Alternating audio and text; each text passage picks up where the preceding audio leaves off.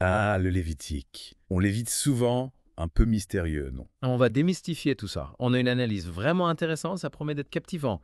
Croyez-moi, On va faire ça. l'objectif, c'est de comprendre le pourquoi de tous ces rituels, des prêtres, les lois de pureté. Tout un programme. Exactement. Comment des humains, imparfaits par nature, peuvent s'approcher d'un Dieu si puissant? C'est la grande question, en effet. Imaginez un peu, l'humanité, bannie du jardin d'Éden, séparée de Dieu. À cause de ces erreurs, oui. Mais Dieu veut renouer le contact. Il choisit une famille, celle d'Israël. Pour reconstruire le lien, en quelque sorte. Exactement. Et sa présence divine, eh bien, elle s'installe au milieu d'eux. Dans une tente, rien que ça. Impressionnant, n'est-ce pas? Mais du coup, on se retrouve avec un paradoxe. C'est-à-dire. La présence de Dieu, c'est une bénédiction, évidemment, mais Mais. ça peut être dangereux aussi pour les humains. Ah oui, je vois. On est face à une énergie incroyablement puissante. Bénéfique, certes, mais il faut des précautions. Exactement. C'est comme manipuler du feu ou l'énergie nucléaire. Des forces incroyables qui peuvent tout détruire si. Si on ne les maîtrise pas. Et c'est là que le Lévitique entre en jeu. Ah, voilà notre fameux Lévitique. Un guide pratique pour relever ce défi, en quelque sorte. Comment vivre près de la sainteté de Dieu sans être consumé. Pas facile. Le Lévitique propose 3 solutions. Les rituels, la prêtrise et les lois de pureté. On va décortiquer tout ça. Une solution pas l'autre. Commençons par les rituels. D'accord. Le Lévitique met l'accent sur les sacrifices d'animaux. Avec beaucoup de détails sur la manière de les réaliser. On a des sacrifices pour remercier Dieu, d'autres pour demander pardon. Mais ce n'est pas juste un geste machinal. Non, pas du tout.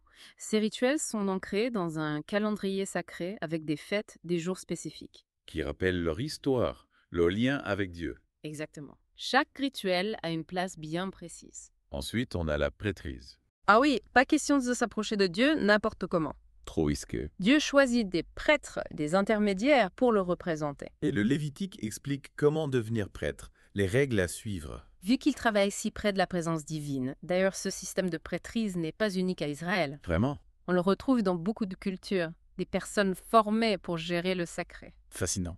Et puis, il y a les fameuses lois de pureté. Ah oui, le morceau un peu complexe. On a du mal à comprendre aujourd'hui. L'idée, c'est qu'il existe des états de pureté et d'impureté qui déterminent si on peut s'approcher de Dieu. D'accord. Et là, ça se complique. On a des listes d'animaux purs et d'autres impurs. Pourquoi tel animal est impur et pas un autre? Bonne question. Le texte ne donne pas toujours d'explication. Mais certains chercheurs pensent que ce n'était pas juste une question d'hygiène. Il s'agissait peut-être de frontières symboliques. Les animaux qui fouillaient les charognes, par exemple, ou ceux qui brouillaient les catégories. Comme les animaux marins, ni poissons, ni mammifères. Je vois. Ils pouvaient représenter une forme de désordre, un contraste avec l'ordre voulu par Dieu. Donc on essaie de comprendre la vision du monde de l'époque. Exactement. Et ces lois alimentaires servaient aussi à distinguer Israël des autres peuples. Une sorte de signe distinctif. Oui, un rappel constant de leur lien unique avec Dieu, Et la sainteté de Dieu devait imprégner tous les aspects de leur vie. jusque dans leur alimentation. Mais il n'y a pas que les animaux, bien sûr. Ah oui, c'est vrai. Il y a des règles sur les maladies de peau, le contact avec des cadavres, les fluides corporels. Tout ça. Des choses qui nous paraissent étranges aujourd'hui. On ne gère plus les choses de la même manière. C'est clair. N'oublions pas que pur et impur dans le Lévitique, ça ne correspond pas forcément à notre vision moderne. On est loin de nos concepts d'hygiène. Oui, ces éléments, la maladie, la mort, les fluides, tout ça renvoyait à la vie, à la mort, des domaines sacrés. Parce que Dieu est le créateur de la vie, Précisément, on perçoit mieux le lien avec la sainteté de Dieu. qui englobe tous les aspects de la création. Exactement. L'impureté rituelle, ce n'était pas une question de péché. Ou de mauvaises actions, on est d'accord. C'est un état temporaire. Il fallait se purifier avant de s'approcher de Dieu. Et comment on faisait ça? Assez simple. Attendre quelques jours, un bain rituel, un sacrifice, et hop, on est purifié. Pas si compliqué finalement. Donc l'impureté n'était pas une condamnation. Non, non. Il y avait toujours moyen de se purifier, de restaurer son lien avec Dieu. C'est rassurant. Et ce qui est intéressant, c'est que les lois de pureté ne concernent pas que le domaine physique, rituel. Ah non. Elles s'étendent au comportement moral, justice sociale, relations saines, sexualité. On touche à quelque chose de plus profond. C'est une transformation intérieure. Exactement. La pureté intérieure et extérieure doivent aller de pair pour être en harmonie avec Dieu. Un peu comme aujourd'hui, on valorise des actions éthiques, était un mode de vie sain. C'est ça. Une cohérence entre nos actions, nos pensées et nos valeurs.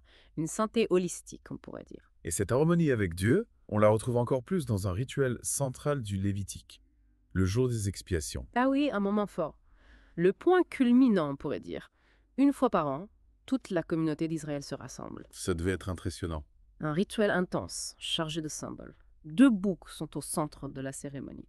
2 boucs. Intriguant. On en reparlera plus en détail dans la suite de notre exploration. Avec plaisir. On s'était arrêté au jour des expiations, un moment clé dans les Lévitiques. Vraiment, toute la communauté d'Israël réunie. Une tension palpable, vous imaginez. On imagine, ce jour-là, on ne parle pas de purification individuelle, mais de tout le peuple. Exactement. Et on avait évoqué ces 2 boucs. Un rituel riche en symboles, vraiment. Racontez-moi ça. Le prêtre, il est là, devant les 2 boucs. Le premier, il est sacrifié. Son sang est apporté dans le lieu très saint, la présence même de Dieu. Attendez, on sacrifie un bouc pour purifier les péchés. On est loin de nos conceptions du pardon aujourd'hui. C'est vrai, ça peut choquer. Mais dans l'Ancien Testament, le sang, c'est la vie. Ce sacrifice, c'est l'offrande d'une vie pour expier les fautes du peuple. Le sacrifice expiatoire, en quelque sorte. Oui, une idée qui nous dérange peut-être, mais fondamentale à l'époque. D'accord. Et le deuxième bouc, alors? C'est là que ça devient intéressant. Le prêtre pose ses mains sur sa tête et il confesse tous les péchés d'Israël, comme s'il les transférait sur l'animal. Ah oui. Et après, on le relâche dans le désert. C'est ça. Exactement, avec un ruban rouge autour du cou. C'est le bouc émissaire. On utilise encore l'expression aujourd'hui. C'est fascinant comme ces images anciennes. Raison encore, oui. Le bouc emporte les péchés au loin, ils disparaissent pour toujours. Une représentation visuelle du pardon divin. Ensemble. On peut le dire comme ça. Donc, un bouc pour obtenu par le sacrifice, et l'autre pour l'éloignement des péchés. Une mise en scène puissante, oui. J'avoue, l'idée du sacrifice reste difficile à comprendre. Tuer les animaux pour obtenir le pardon. Je comprends. Mais dans le monde antique, le sacrifice, c'était courant pour apaiser les dieux. Sauf que ces dieux-là... Ils étaient capricieux, imprévisibles. Exactement. On ne savait jamais à quoi s'attendre. Le Dieu d'Israël se distingue alors. Absolument. Le Dieu du Lévitique n'est pas colérique, vengeur. Il est saint, oui, mais juste et miséricordieux. Il offre un chemin pour vivre en paix avec lui. C'est ce qui rend le Lévitique révolutionnaire, alors. On peut le dire. Il apporte une certitude, une espérance dans un monde où les dieux étaient souvent craints. Donc, le Lévitique, ce n'est pas que des règles obscures, des rites sanglants. Non. C'est un message d'espoir, une invitation à vivre en relation avec Dieu malgré nos imperfections. Et tout ça, les rituels, la prêtrise, les lois de pureté. Tout converge vers un but. Vivre en harmonie avec Dieu, sans être consumé par sa sainteté. Et pour nous, aujourd'hui, c'est quoi la sainteté? Ça a encore du sens. Excellente question. Si ce n'est pas juste des règles, des rituels, qu'est-ce que ça implique? Qu'est-ce qu'on considère comme sacré, nous? Comment on aborde ces choses? Avec quel respect? Quelle intention? Le Lévitique nous pousse à réfléchir à ça. Notre relation au sacré, à ce qui nous dépasse, à ce qui nous inspire. Oui, on est souvent coincé dans cette vision étroite de la sainteté. Des règles, des interdits. Mais le Lévitique nous montre que c'est plus que ça. C'est une manière de vivre, d'être en relation avec Dieu, avec le monde, en étant conscient de sa grandeur, de sa beauté. On peut trouver du sacré partout, en fait. Exactement. Dans les petites choses, la nature, les relations, l'art. Une question de regard, d'ouverture du cœur. Vivre une vie sainte, sans être religieux, en cultivant le respect, l'émerveillement. C'est ça, la sainteté au quotidien. On peut le voir comme ça. D'ailleurs, l'histoire continue. Israël est encore au mont Sinaï, en plein désert. Ils ont reçu la loi, ils savent comment vivre avec Dieu. Mais le voyage n'est pas fini. Il leur faut un endroit où vivre, la terre promise à Abraham. Ah oui, la terre promise.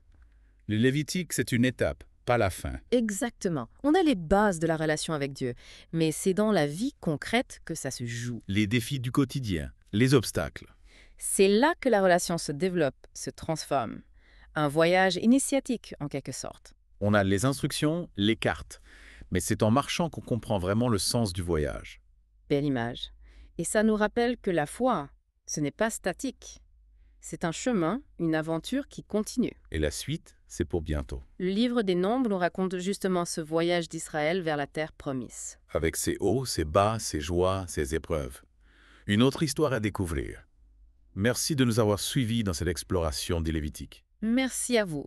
En espérant que ça vous a éclairé, qu'on vous a donné des pistes de réflexion. N'oubliez pas, la sainteté, ce n'est pas réservé aux prêtres, au temple. C'est pour tous ceux qui cherchent l'harmonie avec Dieu et le monde. Belle conclusion.